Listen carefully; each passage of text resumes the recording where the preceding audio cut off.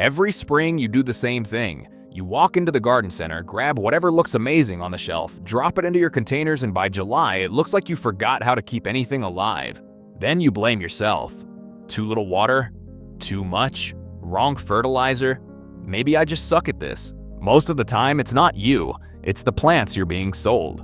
Plants bred to look perfect for 3 weeks on a display table, not to live for years in a pot on a real patio with a real human who has a life. In this video, I want to show you a different category of plants. Perennials that were basically engineered by nature to survive in containers with minimal human involvement. If you've ever thought, I want beautiful pots, but I'm not willing to become a full-time gardener, this episode is for you. And believe it or not, I'm 100% sure you already have at least one of these plants in your garden, and you're probably struggling with it. Let's start with something that proves the point instantly. Imagine a plant that evolved on open prairies, thin, rocky soil, long dry spells, brutal sun. That's Echinacea, purple coneflower. Out there, it survived because it could handle abuse. In a crowded, heavy garden bed, it's constantly fighting tree roots, clay, compaction, weeds. But in a pot, you remove almost every problem it had to adapt to. You control the soil, you control the drainage. You give it what the prairie gave it: lean mix, full sun, water that comes sometimes, not constantly. Suddenly, Echinacea in a container behaves like an entirely different plant. Clean clump, strong stems, flowers that don't flop after every storm. Quick mental check. Do you have one hot, dry spot where nothing seems happy for more than a season? That's the kind of place where a pot with a plant like this often beats another round of digging. Once you see that pattern, something clicks. The issue isn't always, I'm bad at plants. Sometimes the issue is, this plant was never meant to live in your ground. Take everything you've heard about right plant, right place, and add one more layer. Sometimes the right place is not soil at all. Another perennial that proves this is Agastache, Hummingbird mint. This plant comes from dry, well-drained slopes in North America and Mexico. It was built for sharp drainage and long gaps between rain. In heavy, wet winter soil, the roots just give up. In a container, you flip the script. You give it a gritty, fast-draining mix. You raise it up where the air moves. You stop its number one enemy, cold, soggy feet, before it even starts. And it pays you back in the loudest possible way. Months of flowers, full of bees, butterflies, and hummingbirds in a single pot you barely touch. Now, we have to talk about lavender, because this is where a lot of gardeners quietly give up. The story is always the same. Bought it, loved it. Second winter, dead shrub. Lavender evolved around the Mediterranean. Rocky slopes, intense sun, fast-draining soil, long dry periods. Its roots are not designed for months of cold, wet, heavy ground.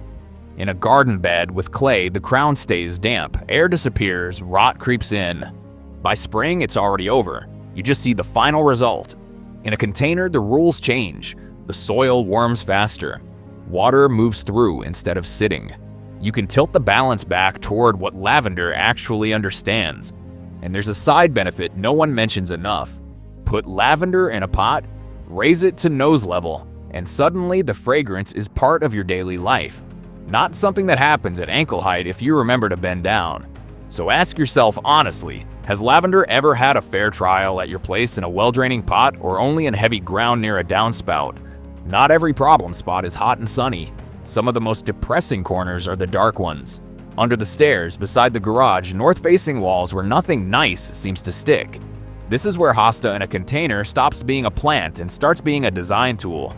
Hostas come from the woodlands of East Asia, places where shade and moisture are normal. In the ground, they have one famous enemy: slugs. Perfect leaves in spring, shredded mess by summer. But elevate a hosta even slightly in a pot and you change the battlefield. The plant is the same. The slugs are the same. The access is different. They can't just glide straight from damp soil onto fresh leaves. That tiny bit of distance is often the difference between hopeless slug magnet and 0 holes all season without a single pellet. Varieties with clean white margins reflect what little light there is, making a dark corner feel intentionally designed instead of forgotten. On the opposite end of the spectrum, you've got those hot, exposed places where everything just gives up. railings that fry plants by noon, driveways, balconies, anywhere the hose never quite reaches. This is where Sedum Autumn Joy steps in and quietly says, "Give me a pot, some sun, and then please go live your life." Sedums store water in their fleshy stems and leaves. They don't need constant attention. They don't want rich soil. They just want drainage and light. In a single container, Autumn Joy gives you 4 acts: tight blue-green buds in spring, a clean mound in summer, big flower heads that shift from soft pink to deep brick red in fall, and dried seed heads that hold their shape through frost and snow. That's a full year of something worth looking at from a plant you mostly ignore. Different plants, different origins. Prairies, dry hillsides, Mediterranean slopes, Asian woodlands, rocky banks. But they all say the same thing. If you stop forcing me into the wrong ground and give me a container that matches how I evolved, I will do my part. I will make you look like you know exactly what you're doing. You don't need more products. You need a few plants that are naturally lazy in the right way. If you walked outside right now, what's the first place your eyes would go?